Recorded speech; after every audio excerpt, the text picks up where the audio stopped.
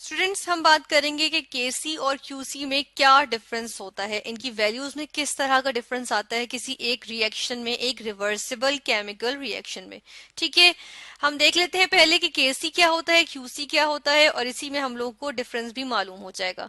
इसके लिए हम एक जनरल एग्जांपल देख लेते हैं, एक रिवर्सिबल केमिकल इक्वेशन की, रिएक्शन की या इक्वेशन की। ठीक है, ये हमारे पास एक रिवर्सिबल केमिकल रिएक्शन आ गया, जिसमें हम देख रहे हैं कि एक जनरल हम ले रहे हैं, सपोज जो है वो हम इसमें सब्सटेंसेस ले रहे हैं कि ए बी सी डी जो कैपिटल में है हमारे पास, ये क्या है, ये जो है हमारे पास सपोज जो है वो सब्सटेंसेस है। ठीक है, जबकि जो ए बी सी और डी जो स्मॉल में जो आ रहे हैं, ये इनके जो है वो क्वांटिटीज, इनके अमाउंट्स जो है वो मौजूद है, यानी कि इनके मोल्स हम कह सकते हैं। ठीक है, मोल्स जो है वो हम केमिस्ट्री की फॉर्म में, केमिस्ट्री की टर्म्स में जो है वो हम अमाउंट की बात करते हैं, तो हम यूजुअली मोल्स की बात करते हैं। ठीक है, तो ये मोल्स हमारे पास इसके मौजूद हैं। और अब हम ये देख रहे हैं कि ए और बी जो हैं वो रिएक्ट करके सी के सी मोल्स और डी के डी मोल्स बना रहे हैं। ठीक है, जबकि सी के सी मोल्स और डी के डी मोल्स जो है वो वापस जो है वो ए के ए मोल्स और बी के बी मोल्स बना रहे हैं। ठीक है, तो ये रिएक्शन क्या है, ये हमारे पास जो है वो एक रिवर्सिबल केमिकल रिएक्शन है, जिसमें हम जिसको हम इस एरो से, इस तरह के एरो से, रिवर्सिबल एरो से जो है वो शो करते हैं। ठीक है, अब हम क्या करते हैं कि क्या इनके जो है प्रोडक्ट्स की, हमारे पास एक चीज होती है कि प्रोडक्ट्स की कंसंट्रेशन। ठीक है, प्रोडक्ट्स की कंसंट्रेशन को जब हम डिवाइड करते हैं या इसकी रेशो लेते हैं रिएक्टेंट्स की कंसंट्रेशन से। अब कंसंट्रेशन किस तरह मालूम कर रहे हैं, हम कहते हैं कि जो ये स्क्वायर ब्रैकेट्स हैं, ये रिप्रेजेंट करती हैं कंसंट्रेशन को। और कंसंट्रेशन को हम किस यूनिट्स क्या होते हैं, कंसंट्रेशन के यूनिट्स यूजुअली होते हैं मोल्स। ठीक है, पर लीटर, लीटर कहते हैं या डेसीमीटर क्यूब कहते हैं। ठीक है, लीटर लिख देती हूँ, लीटर को हम जो है वो डेसीमीटर क्यूब भी कहते हैं। ठीक है, डीएम क्यूब। ठीक है, तो मोल्स पर लीटर या मोल्स पर डेसीमीटर क्यूब जो है वो कंसंट्रेशन के जो है वो यूनिट्स होते हैं। यानी कि कंसंट्रेशन को हम क्या कह सकते हैं कि एक लीटर में, ठीक है, सपोज एक लीटर में कितने मोल्स जो है वो या कितनी अमाउंट जो है वो मौजूद है।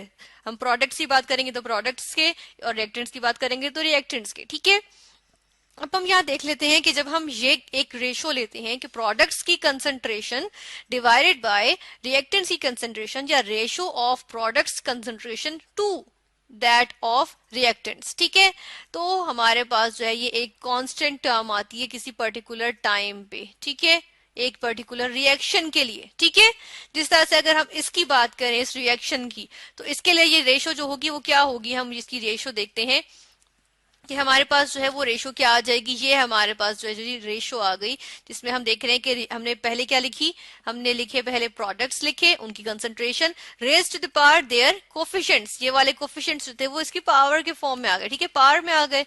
फिर देखें डिवाइडेड बाय या टू द रेशो में हमारे पास नीचे क्या आ गए, डिनोमिनेटर में, डिनोमिनेटर में हमारे पास आ रहा है कि ए की हमारे पास ए की कंसंट्रेशन है और बी की कंसंट्रेशन है। ठीक है, इनके प्रोडक्ट है और रेज टू द पावर इनके कोफिशिएंट्स। ठीक है, अब हम देखते हैं कि हमारे पास जो है वो दो तरह के जो है वो इनके आगे पॉसिबिलिटीज आ जाती हैं। ठीक है, इनके आगे पॉसिबिलिटीज देखें तो हमारे पास पहली पॉसिबिलिटी ये होती है कि सिस्टम जो है वो इक्विलिब्रियम पे हो। ठीक है, सिस्टम एट इक्विलिब्रियम। ठीक है, हम लिख देते हैं सिस्टम एट इक्विलिब्रियम, इक्विलिब्रियम। ठीक है, इक्विलिब्रियम पे आ जाता है। तो इसमें हम देख रहे हैं कि जब सिस्टम इक्विलिब्रियम पे होता है, यानी कि जिस स्पीड से ए जो है बी के साथ रिएक्ट करके सी और डी मोल्स और डी बना रहा है, ठीक है, उसी स्पीड से सी और डी जो है वो रिएक्ट करके बी और ए बना रहे हैं। ठीक है, इसका मतलब है कि ये इक्विलिब्रियम है, और कौन सा इक्विलिब्रियम है कि ये डायनामिक इक्विलिब्रियम है, कि ये रुक नहीं रहा बल्कि चले जा रहा है। ठीक है, रिएक्शन। तो ऐसे इक्विलिब्रियम पे हम कहते हैं कि जो ये कांस्टेंट होगा, इसको हम कौन सा कांस्टेंट कहते हैं, इसको हम कहते हैं कि ये कहलाता है इक्विलिब्रियम कांस्टेंट। क्योंकि इक्विलिब्रियम है ना, इसलिए हम कहते हैं कि कहलाता है इक्विलिब्रियम कांस्टेंट, और इसको हम कहते हैं के सी। ठीक है, केसी भी कहते हैं, या इसको जो है वो हम इक्विलिब्रियम कांस्टेंट के लिए के ई क्यू भी यूज करते हैं। ठीक है, और कहलाता क्या है, ये कहलाता है इक्विलिब्रियम कांस्टेंट। ठीक है, दूसरा हम जो है वो इसका देख लेते हैं कि एक और जो है वो हमारे पास कंडीशन, या एक और जो है वो हमारे पास जो फैक्टर आ जाता है कि जब सिस्टम इक्विलिब्रियम पे ना हो, सिस्टम नॉट एट इक्विलिब्रियम। ठीक है, मैं लिख रही हूँ नॉट एट इक्विलिब्रियम, यानी कि सिस्टम क्या है, सिस्टम जो है वो इक्विलिब्रियम पे नहीं है, ठीक है। नॉट को जो है हम क्या करते हैं कि हाईलाइट कर लेते हैं, चलें, ताकि हमें अंदाजा रहे कि नॉट एट इक्विलिब्रियम, इक्विलिब्रियम पे नहीं है। और इसकी जो है वो हम जो है वो एक्सप्लेनेशन क्या हो सकती है कि ए जो है वो बी के साथ रिएक्ट करके सी और डी तो बना रहे, लेकिन जिस रेट से ए बी जो है वो सी डी बना रहे हैं, उस रेट, उससे डिफरेंट रेट पे या उससे डिफरेंट स्पीड पे जो है वो ए डी जो है वो मिलकर बी और ए बना रहे हैं, ठीक है। यानी सी डी जो है वो डिफरेंट रेट पे ए बी बना रहे हैं, यानी फॉरवर्ड रिएक्शन का जो स्पीड है वो डिफरेंट है और जो बैकवर्ड रिएक्शन उसकी स्पीड जो है वो डिफरेंट है, ठीक है। फिर हम देख लेते हैं कि हमारे पास जो है वो ऐसे, जब हमारे पास ये कंडीशन होती है तो कांस्टेंट जो होता है वो क्या होता है, ऐसी कंडीशन पे जो कांस्टेंट होता है वो हमारे पास होता है क्यू सी, ठीक है। ये हमारे पास आ जाता है QC। और QC क्या कहलाता है, QC जो है किस चीज का एब्रीविएशन है हम देख लेते हैं। QC हम किसके लिए सिंबल यूज करते हैं, इसकी जो फुल फॉर्म होती है वो होती है रिएक्शन कोशेंट, ठीक है। कोशेंट, QUOTIENT, रिएक्शन कोशेंट कहते हैं, ठीक है इसको।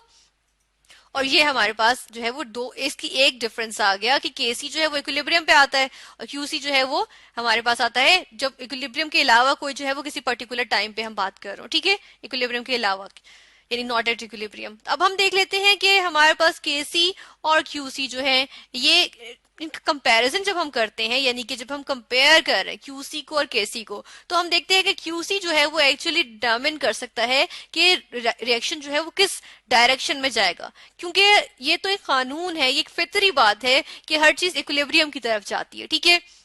तो हम जो ये कह रहे हैं कि ये जो हमारे पास जो है यहाँ पे QC है, अब ये QC भी जो है वो क्या करेगा, हम चल इस तरह से लिख देते हैं कि QC क्या करेगा, ये इक्विलिब्रियम अटेन करने की कोशिश करेगा, यानी कि QC को अप्रोच करने की कोशिश करेगा, ठीक है।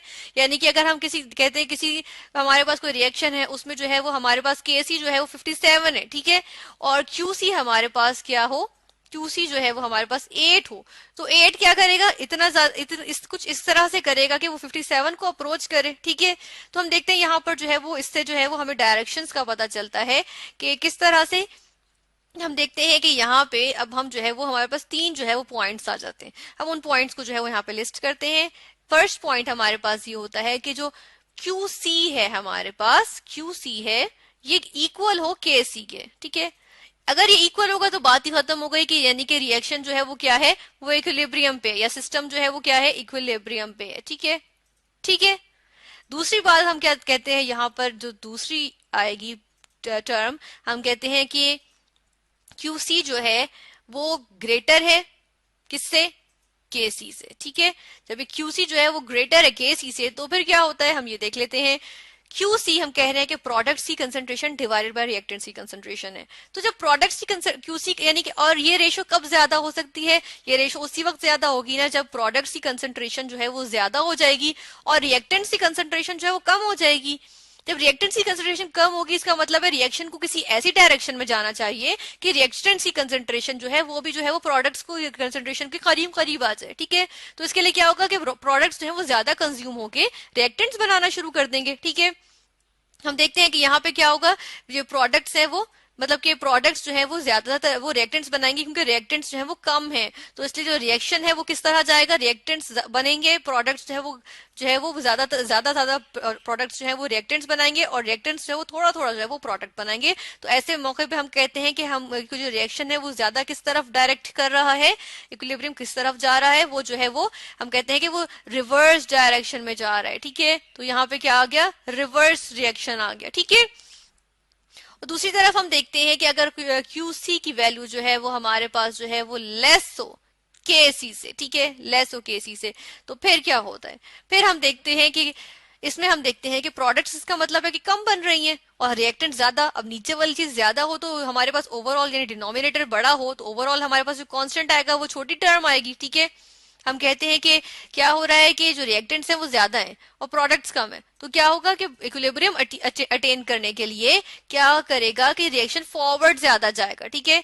केसी को अटेन करने के लिए रिएक्शन फॉरवर्ड जाएगा क्योंकि केसी की जो अमाउंट है या वैल्यू है वो बड़ी है और क्यूसी की छोटी है, तो रिएक्शन अब क्या करेगा, आगे जाएगा ताकि प्रोडक्ट्स जो है वो और बन सके, ठीक है। तो ये हमने देखा डिफरेंस कि हमारे पास केसी जो है वो आता है जब हमारे पास इक्विलिब्रियम मेंटेन्ड हो, और क्यूसी कब आता है जब इक्विलिब्रियम नहीं हो, तो किसी पर्टिकुलर टेम्परेचर पे हम बात कर टाइम पे किसी पर्टिकुलर टाइम पे हम बात करते हैं, तो हम देखते हैं कि वो क्यूसी कहलाता है।